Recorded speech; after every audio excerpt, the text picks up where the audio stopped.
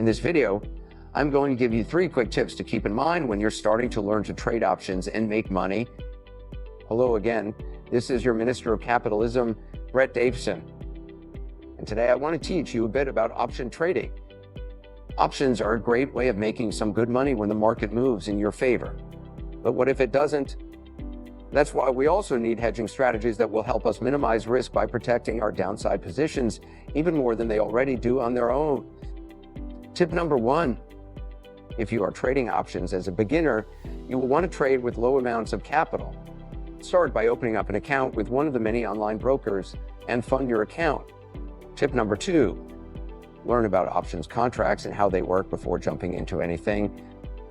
There's no need to place any trades right away. The learning process should take priority until it becomes second nature.